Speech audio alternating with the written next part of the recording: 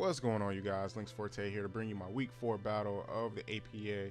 Going up against Phantom this week and his New York Cosmogs. I wanted to say New York City Cosmogs, but his New York Cosmogs. Going into this battle, so there's two reasons why this battle is post-com. I did actually do a live com, but the first reason is because the audio was kind of like messed up. My desktop audio was recording way too loud for whatever reason. I thought it wasn't, and whatever.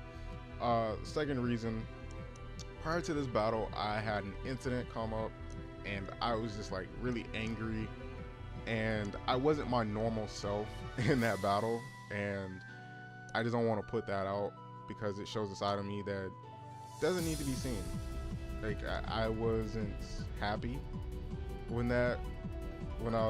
during that battle, and it had nothing to do with my opponent at all.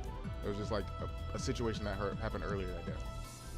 But anyway, when I saw his team and I was building for it, I was expecting Mamoswine to come over Flygon. The other 5 I got completely right. Mamoswine to me made a little bit more sense because it hit harder, and because of Thick Fat, it could potentially take a hit from Victini.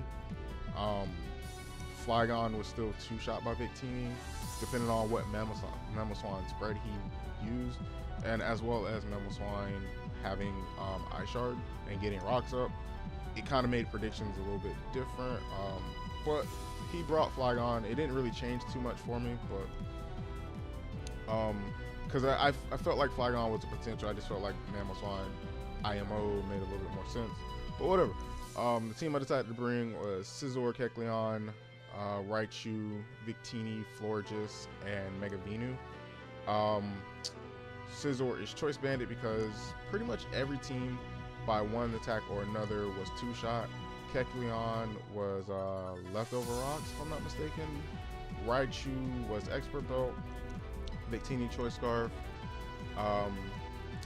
Florges was Pixie Plates, and then Mega Venu was just fully defensive. So when I saw his team, like originally when I was planning this out, Scizor was 100% my lead no matter what. So let's just jump right into it. That is my lead. You're gonna see there that he leads off with his Flygon, and I had a decision to make. I remember as soon as it happened that Flygon has the ability to use Fire Blast. I think it gets Flamethrower too, but either way, I knew it got a fire type move. It has a fire type move in its arsenal, and it's not something I wanted Scizor to take because I couldn't take it out with a bullet punch, or I couldn't one-shot it with a bullet punch. So I automatically switched out into Venusaur. Yes, fearing a Fire Blast, I switched out into a Grass type because it was the best thing I could do because of all the things he could have done. I could still have lived a Fire Blast pretty well either way. Now the reason why I switched out here is because Bronzong switched to me made sense, and I wanted to catch that Bronzong. I hate predicting early game, and I tend to do it sometimes, and here it bit me in the butt, and it just kind of ruined things for me. Victini was supposed to be like the Victini Scizor show. Glaciate, when I calced it, should have done about 80 to 90%, which told me this Flygon was like max HP, probably like max speed. So I lose Victini early because I broke a rule that you don't predict early. So Victini's gone.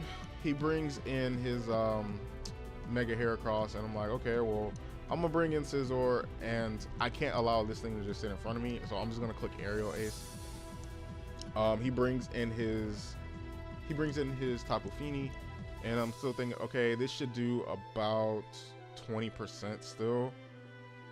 So that did about kind of what I expected it to do right there. Maybe that did about 25%. So it's still not enough, and I don't want to be burned, and I don't want him to use Nature's Madness on me.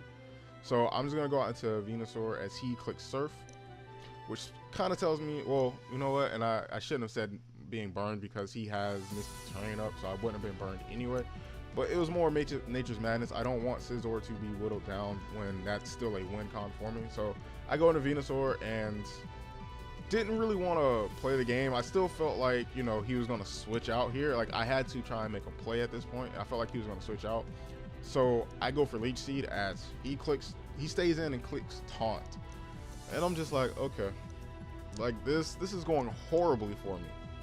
Just absolutely horrible. So I'm just like, okay, is he going to stay in this time? Because I have to attack what's in front of me at this point. So I'm going to click Giga Drain as he switches into Bronzong. And I'm like, now he switches into Bronzong.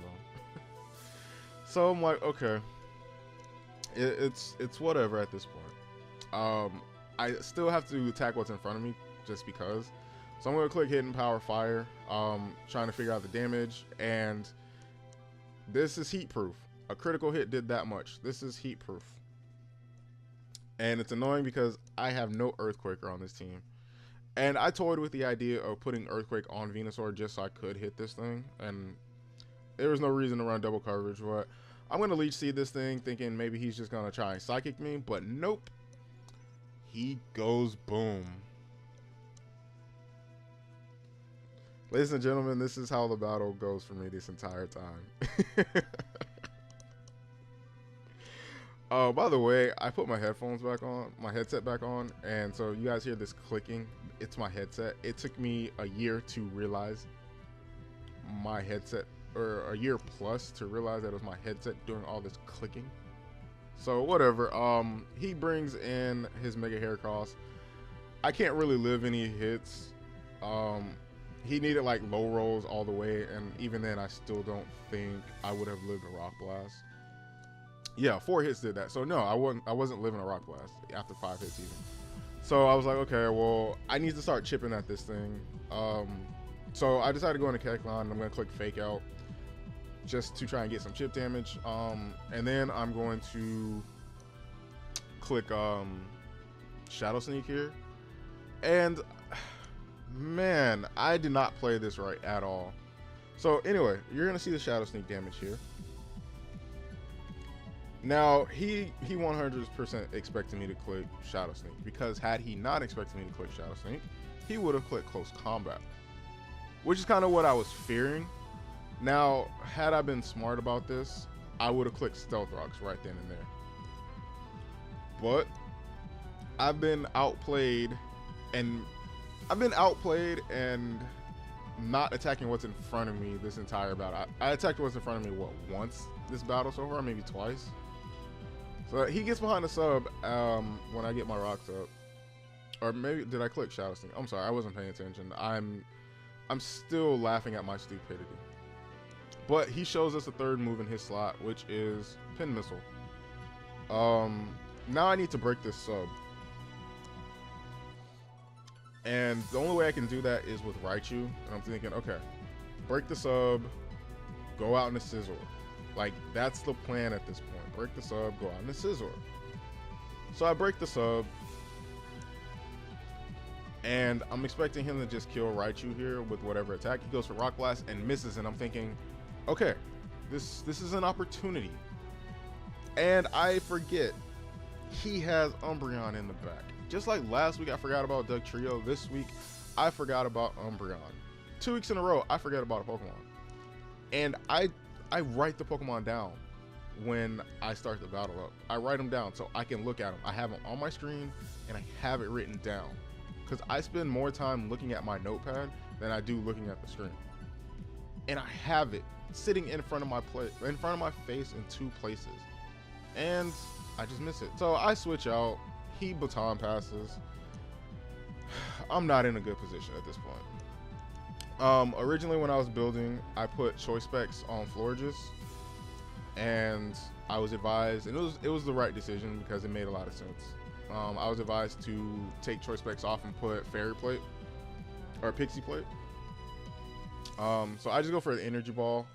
Honestly, this is why Energy Ball was on the set. Like, it's basically an attacking Florges set. Seeing that damage, I figured it was a roll for Energy Ball to kill. I knew he was gonna Nature's Madness me here. But yeah, it was like a roll. I think the max was like 51% to take him out from this at this point. He lived on 1. This is 2 weeks in a row that I don't get the roll to kill something in front of me, and he's able to get up another Nature's Madness. And like I'm looking at it, I don't think it really mattered that he, you know, he didn't get that off. I don't think it mattered too much that it didn't kill from that range, because I was sitting at just under half. He could have gone in a hair cross. A hair cross outspeeds me. Does it? Wait, don't quote me on that. Do not quote me on that.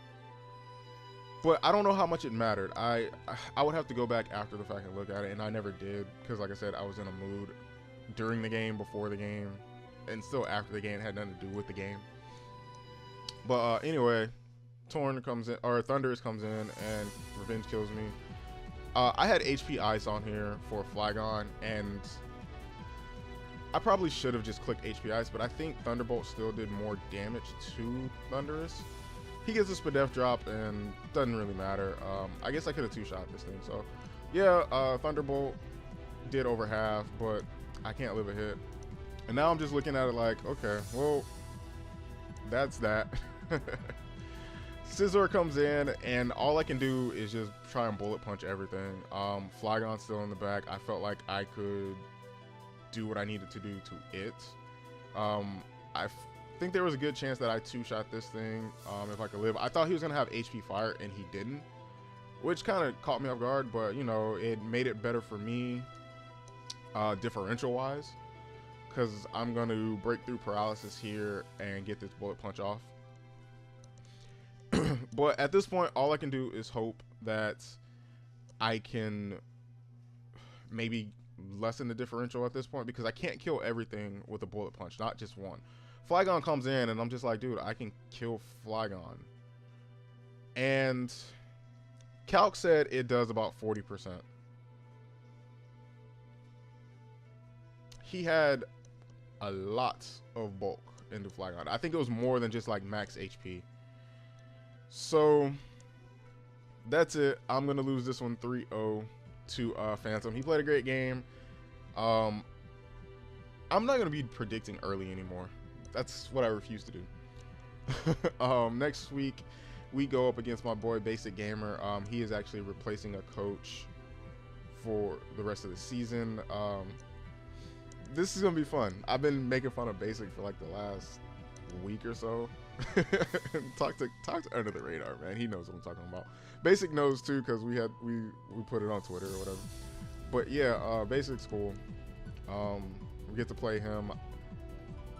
I don't think there's any battles on his channel. I'll go look and see if I can maybe scout. But anyway, you guys, that is it for week 4. We fall to 2-2. Try to bounce back if I can figure out words.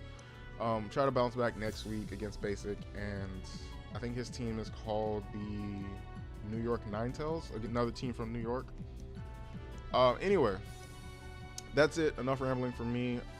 I gotta go figure out what I'm doing with leagues, because I'm busy as hell right now. Anyway, you guys, this is Links Forte. I will see you guys next week. I'm out. Peace.